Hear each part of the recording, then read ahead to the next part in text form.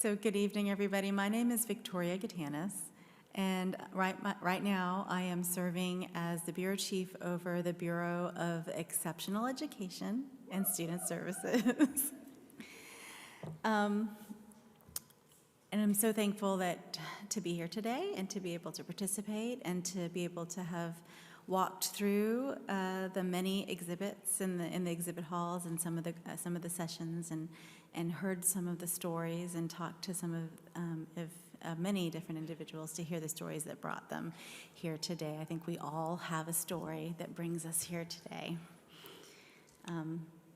So what I'm going to do is what I typically do. I'm going to go over some numbers just to give you an idea of what it looks like, the state of the state for exceptional student education in Florida right now. I'm going to talk about some highlights, some changes that have been recently made, which are so those presentations in more detail are happening in other places right now with other staff from the department as well. And then highlight some resources that you have at your disposal as parents and stakeholders that can help you in your journey with your child through special education. And then after that, I'm gonna, since we're small, I'll come around and if you have questions or individual concerns that I can help with, I'm happy to do that as well. Okay, let's go. So this is something I like to start with. This is a part of our law. It's a Florida statute, and it actually sits in a section of our Florida statutes that's not an educational portion of law. And it mirrors language in the Individuals with Disabilities Education Act, which is a federal law. But for me, it talks about how very important it is in Florida, how very unique we are in Florida, that we care deeply about the education and outcomes for our students and individuals with disabilities. And we want those outcomes to be positive. And we sit this law, and it frames everything that we do. At the Florida Department of Education, we don't just make up what we want to do. And our legislators tell us what our mission is and what our vision should be. And our vision for that seamless, efficient system. And we do have work to do in that, but we are constantly working on improving that seamless system, an efficient system for educating students, all students, including our students with disabilities, because we know, of course, our students with disabilities are students first. What do we look at? How do we measure how well we're doing with our students with disabilities? We look at outcomes. We look at post-secondary data, and some of you who were here previous got to hear from Brent McNeil, who leads the VOC Rehab section of the Bureau, or not the Bureau, of the department. And we also look at other pieces of data to inform how well we're doing with those students with disabilities. All right. So over the years, the way the Bureau has looked has kind of evolved. We are the Bureau of Exceptional Education and Student Services. We have 4 main arms. Student Services is in blue because I'm not going to really talk about them today. I'm going to mostly talk about the green boxes, and those are our sections that deal with the education and support of students with disabilities. So in the Bureau, we have Dispute Resolution and Monitoring, that's DRM. We have Instructional Student Supports, that's ISS. And then we have Program Accountability, Assessment, and Data Systems. And our PADS, and that's our Fiscal and Data section. And so, but all together, those 4 legs make up what the Bureau looks like. So what do each of those green boxes do? So I think just like your school systems, you notice we're a little bit leaner than we have been in the past. So some of the things that we do, we share with our work, but then some of that work is really independent and special to that section. So in dispute resolution and monitoring, they do things like if you have a state complaint, they work with that and they investigate that. If you want a state facilitated IEP, you would contact the DRM section and they'll help with that. If you are interested in a mediation with your district, they can help and support in that area. And then they also do a little bit of monitoring with districts based on the data for how they're doing with their students with disabilities. And then you have ISS. They do some of the same stuff. They collect data. They provide supports to districts on specific programs for students with disabilities. Our program specialists for different disability areas sit in that side of the house, and including our program specialist over students with autism, our program specialist for students who have intellectual disabilities. They also do some grant management too. And then, of course, our data and fiscal unit, PADS, they manage grants. They help get money to districts to do and the services and supports that are needed for your students with disabilities.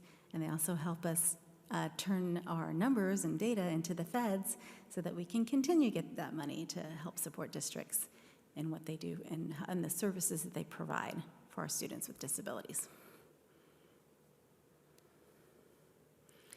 All right, so what does it look like? What does the population of students with disabilities look like in Florida? So let's start with the nation. So the feds have this really cool data. It's called Fast Facts. It tells us about every state who has to report data to the feds. They collect it, and they say, okay, how many kids do you have and what primary disability category? They collect it all together, and they put it up on this really cool website called Fast Facts, which I think is a really cool place to visit if you have some time. And what we know is that the number of students with disabilities nationwide has increased over the past little over a decade. We've got millions upon millions of more students with disabilities. And so we're not alone as a state. We have more as a state, and we have more as a nation. So the population is larger.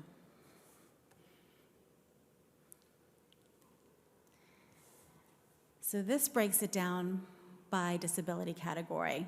On the bigger triangles are what that looks like as a nation, right? How many of our students, and this is primary disability category, so how many of our students with disabilities as a nation are identified with specific learning disability, like dyslexia, dysgraphia, dyscalculia? How many of them are other health impaired identified primarily, are identified with autism or with intellectual disability? And then on the right side, that's Florida-specific data. Of course, this doesn't count students who are identified as hospital homebound, because that's a Florida-only eligibility area. That eligibility area doesn't exist in other states. It also doesn't count students who are gifted.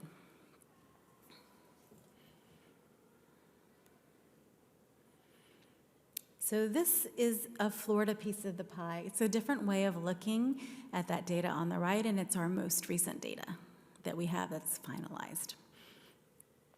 And it breaks it up into our different acronyms. So SLD being the largest, and that's the same as, it reflects the nation.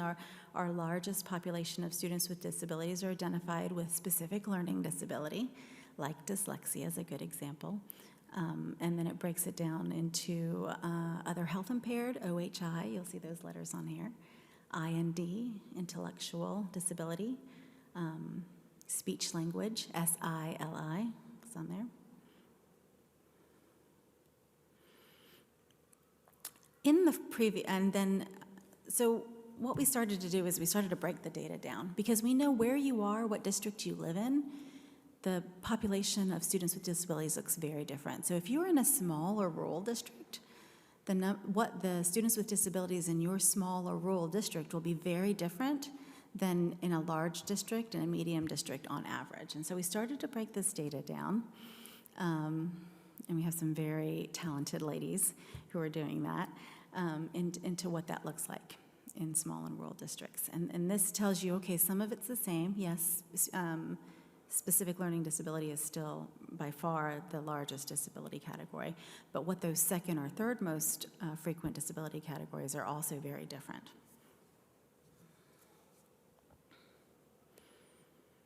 Now in the first piece of the pie, We also have something called our low incidence disabilities, right? So you have speech language, you have other half impaired, you have SLD, and then in that tiny, tiny, tiny sliver on that first slide, you have other, like 2.5-ish%. And we break that down by by other disability categories. What makes up that other category? And it usually is the largest population in that 2.5% is deaf, hard of hearing, most typically. So when you think about percentages, some of you who heard Commissioner Oliva last night heard him say we have almost 3 million students in the state of Florida. 14.7% of those students are students with disabilities. And of those 14.7, this is what the individual population looks like.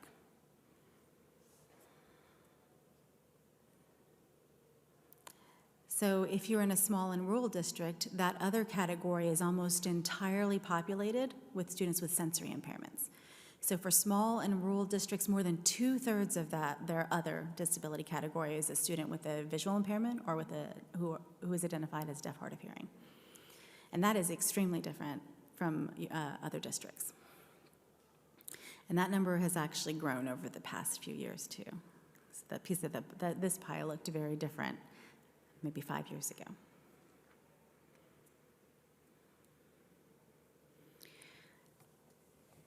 So one of the things that we do, or one of the numbers that we also have to report to the feds are specific to how we're doing with our students with disabilities. And when I say how we're doing with our students with disabilities, I mean, are they graduating? Are they dropping out? How are they, what kind of educational placement or classrooms are they served in?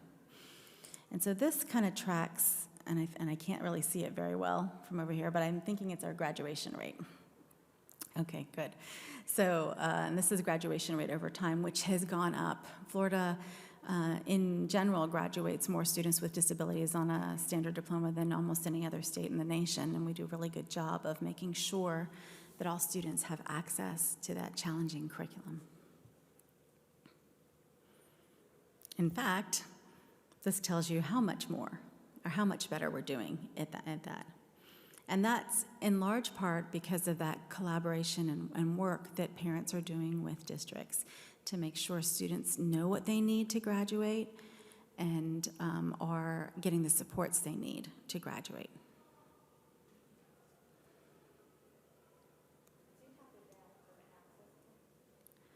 So there is an entirely other presentation happening right now with our IND specialist, she's just presenting on access points. And so that data is in her presentation. It's just that we all happen to be scheduled at the same time this time. So, but yes, so she's presenting in celebrations, I think, about that. This kind of compares us to what we call the 7-pack, or the 7 largest states in the nation. This is lag data, so the percentages don't exactly align to our most recent data, which just went up to the feds in February. But you can see that Florida is one of the top performers in this area.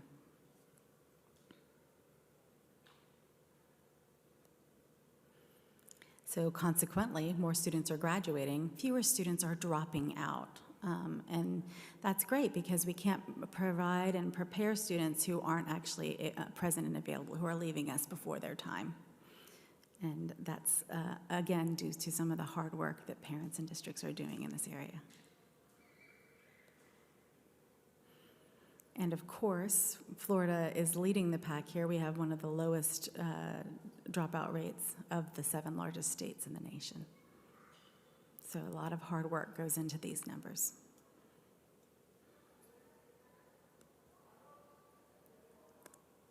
So another thing, when I get to talk to our federal partners, that they say about Florida is another thing that makes Florida unique is that we have a large number of laws, state-specific laws, specific to the education of students with disabilities. And that includes inclusion. So specific to inclusion, we have a whole special statute that deals with inclusion and talks about how important it is to Florida and to education in Florida. for our students with disabilities. And of course, not only is it important because it's reflected in law, but you can tell by our numbers that increasingly over time, more and more of our students are being taught in general education settings. So more and more of our students with disabilities. And they're having access to teachers who have that training and support in general education standards. And sometimes, they're co-teaching. There's another presentation about that that's happening right now, too. If you're interested. And our Florida Inclusion Network, which is one of our discretionary projects, also has a booth in the exhibition hall for questions specific to this. So this one is about, I'm going to go over, I can't see. Okay. So, specific to, the other thing that makes Florida unique is we also measure what happens to students after they leave us. What happens when they go, stop it. There you go. What happens to them after they leave us? Are they employed? Are they in a career training program? Are they functionally training in vocational rehabilitation? Okay, we track that data, and not very many states do. So we wait a couple of years after they graduate, and then we go find them again and say, where are these students in space and time? And there's a link on there that will show you where that data is if you want to take a look at it. It's very, very interesting data. So one of the obligations that we have as a bureau, some of the work that we do is specific to monitoring districts. And so then that basically we're checking with them to see how well their students with disabilities are doing.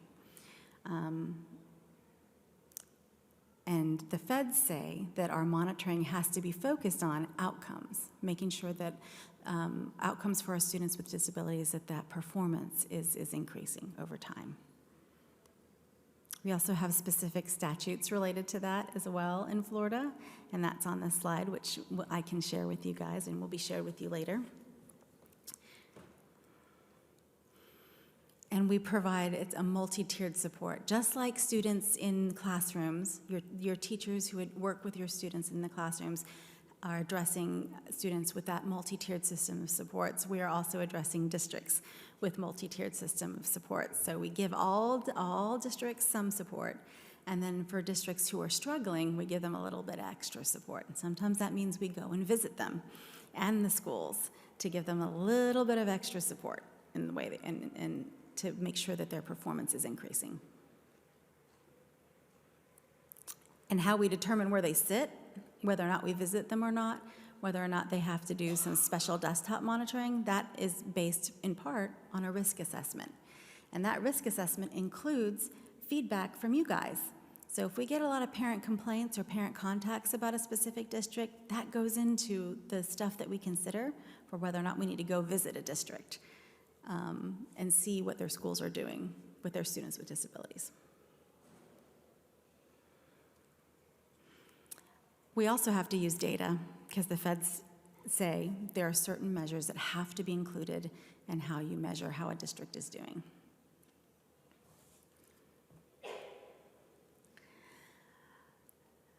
So part of that Tier 1 support is based on their ESC policies and procedures. How many of you have visited or know where your district's policies and procedures for students with disabilities are? Have you ever seen them? You know where they are?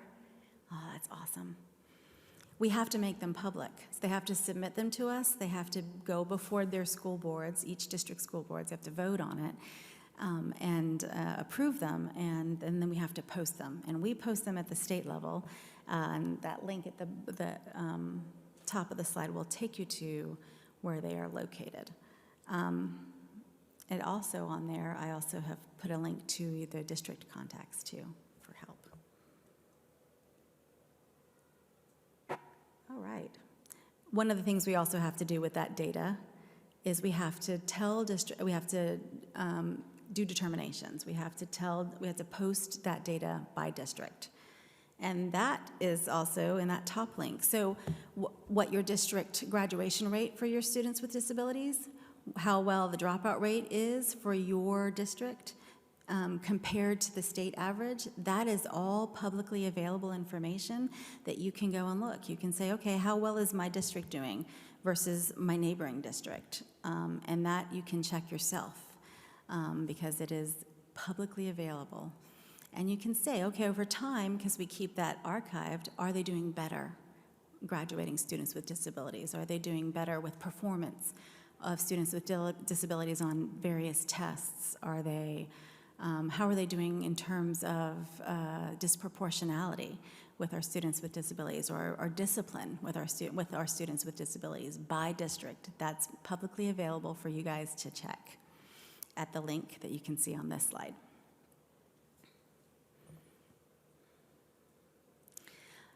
The qualifier here is that it's, of course, lag data, so it's not the most current data. It's usually a year at least, so that we can make sure that it's finalized. So what data is included on those links that we track for each district and for the state? That's on this slide. You can see there's graduation, there's dropout, there's performance on statewide standardized assessment, there's whether or not there's transition information on if they're meeting the state's target for transition goals for students with disabilities. There's how they're doing in terms of inclusion, and that's all publicly available information. We use that data as a part of our monitoring process. And this is part of our theory of action. So if we do this, districts will do this, and schools can do this to help improve outcomes, ultimately, for our students with disabilities. Some updates.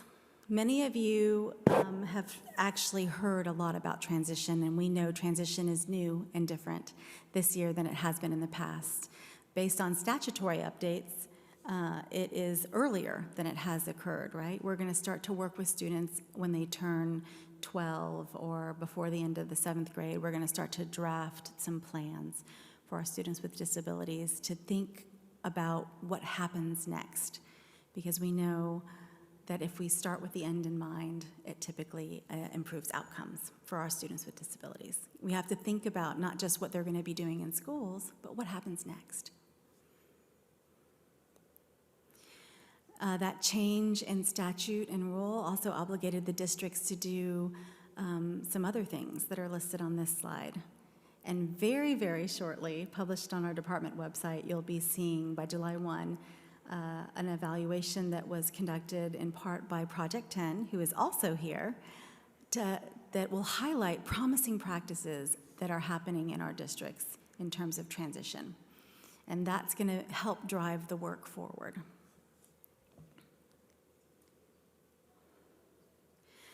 So one of the things that Project 10 does is help districts identify what are some things that help students with disabilities have better outcomes once they leave schools.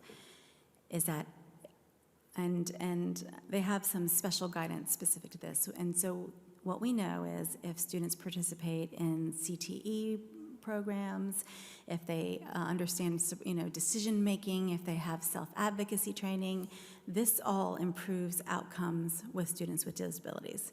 And this language and these examples that you see on these slides are highlighted not only from some brochure and works done by Project 10 and SEDNet, but also some research coming out of some of our recently from our universities that are doing studies in this work. Additionally, we had some other legislative updates and other rule updates that happened this past year over the course of 2021.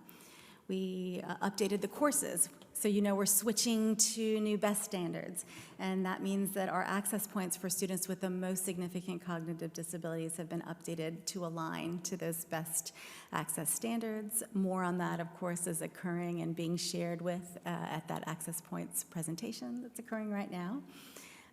We also incorporated into rule those transition updates so that districts have to start at 12 or before the end of 7th grade. That's incorporated into the rule that's about that.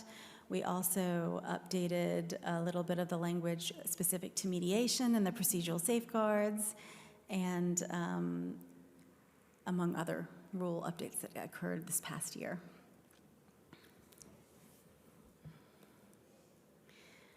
Resources. And I think this is the most important. Parenting a student with a disability can be complicated and challenging. I think parenting in general is complicated and challenging, but parenting students with disabilities can be. And we know that, and there are additional resources available to you to help you with that. If you're looking for resources specific to transition, here are some resources on this slide that you can go to, both from our projects that are funded through our Bureau, like Project 10.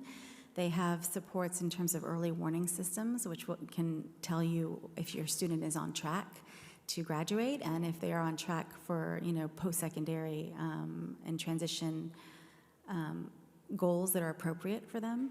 There are also some additional supports specific to transition here that might be of assistance.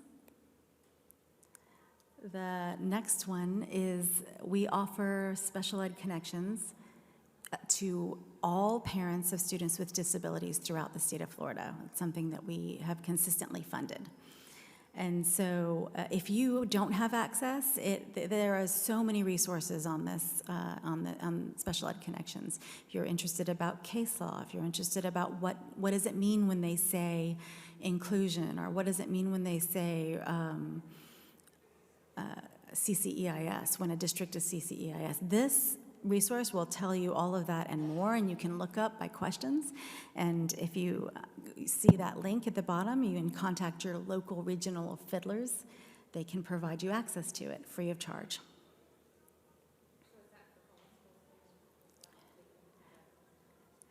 So if your student is an identified student with a disability and you've withdrawn them to homeschool, you can still have access to this, yes. But you would need to still contact your fiddlers. Another great resource is a federal resource.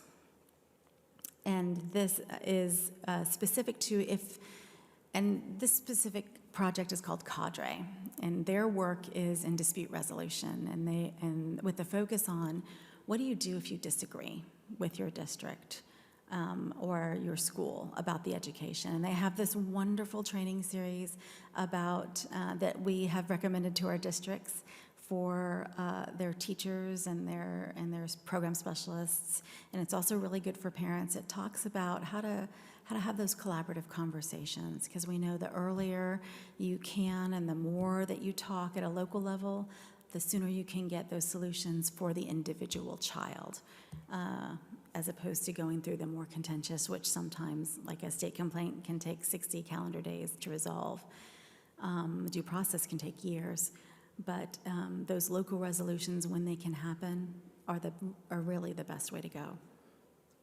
And this gives you some real strategies for how to improve success in those.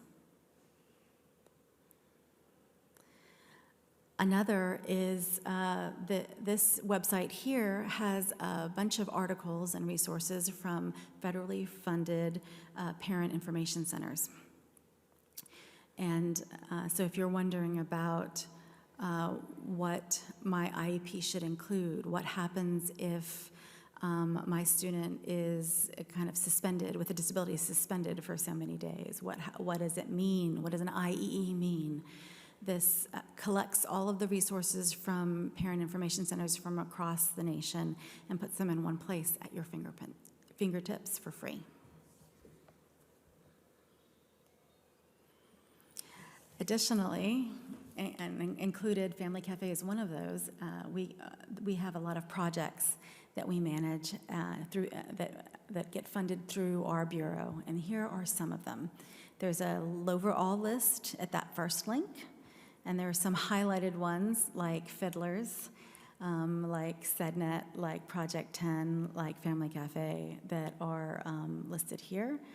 And another resource at the bottom is Bureau presentation. So when we make a presentation about a topic, like restraint and seclusion for students with disabilities, like